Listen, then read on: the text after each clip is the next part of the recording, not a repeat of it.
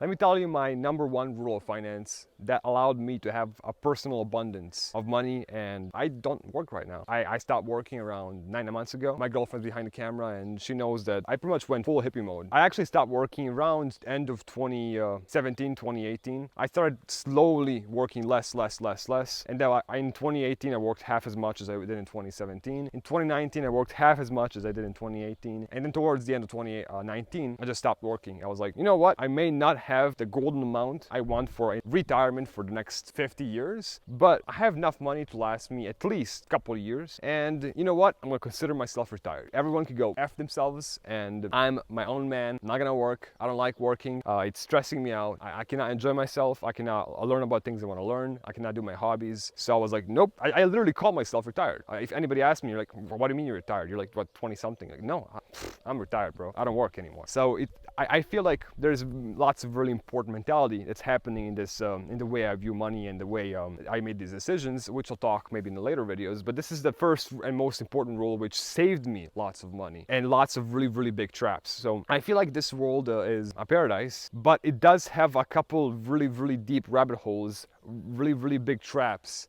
and these pits you can fall into really easily and not be able to dig your way out. So that's the most important thing, is knowing your way around not being trapped. Everything else is just love and beauty and happiness. So this rule is pretty much heaven that awaits you if you allow it to be heaven, in my opinion. So this rule is not having debt. Now, this is not just about finance. This is about many, many things, and I'll explain why. So first things first is you do not want to spend money which you do not have. Now, what I mean debt, I mean borrowing money from a friend, buying that house on a credit or a mortgage, or buying that car. So unless you have cash in your hand, which you earned, and you can pay everything up front, you do not have enough money to buy that thing. So if you want an iPhone 11, which costs, I don't know, $2,000 or $1,500, I don't know the price, and you only have $800, you should not be buying an iPhone 11. You cannot afford an iPhone 11. If you have to go into debt or into credit or use somebody else's money that you haven't already earned to buy it, it's not for you. So what you do is you either wait till you save up the money to buy it, or you buy a used iPhone 10, which is gonna go for like $750 or something, and it's just as good as an 11. Trust me. I'm using an iPhone 8 right now to record all my videos. The only thing I use is a professional microphone, but the video on this camera is higher quality than most mirrorless DSLRs. I can promise you that. And trust me, it's way easier to carry an iPhone in your pocket than one of those bulky DSLRs and all its adapters and all the accessories that come with it. So, and all the lenses and so on and so on. And if you want that, you know, shiny BMW or Mercedes, but it costs 30 grand, you only have 15 grand or 5 grand in your bank account, you should not be buying a Mercedes. You cannot afford it. This also goes with anything that you're taking away from the future. So borrowing or being in debt does not have to be only about money. And this is a golden rule I have in my life for everything. It's very important for money, but not only for money. That means also taking drugs, drinking alcohol, because what does that do? You're literally taking happiness from tomorrow and spending it today,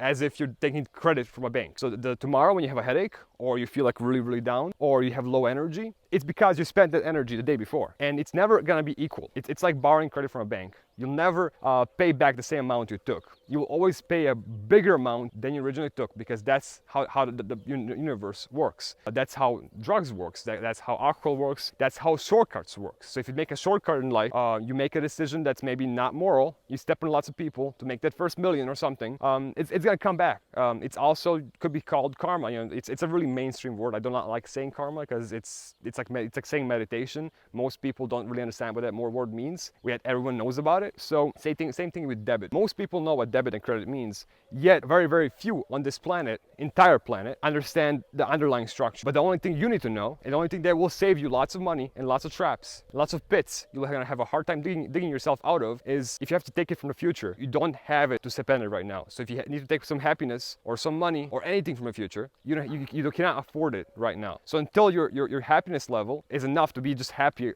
or your bank account is big enough, they can just buy the thing right now without, taking something from the future. You can't afford it. And by buying things you cannot afford, you're digging yourself into a deeper and deeper hole. I just had a phone call with a really, really close friend. I'm almost a mentor to her. And she was telling me how she feels really anxious every time she picks up her phone, because she's scared she's gonna get another email about her bad credit score, or another phone call from debt collectors telling her she's gonna miss a payment. And it's fucking her up. Not only financially, but mentally, because it's a burden. It's on your shoulders. It's something anything you have to pay back. It's always there sitting in the back of your head, in the back, on your shoulders, and it's slowing you down. And the money you're gonna make tomorrow is not gonna be as efficient. So you're literally in a downward spiral, because every time you spend money or you have a credit, you're thinking about how you're gonna pay it back, and you're in this downward spiral. So spending money is cool. You can spend as much as you want, as long as you have that money in your pocket and it's cash up front. Think of it like Bitcoin. If you can't spend it right now, you don't have it. And do not use any of those lending things in Bitcoin, and I'll tell you why. Thank you for watching.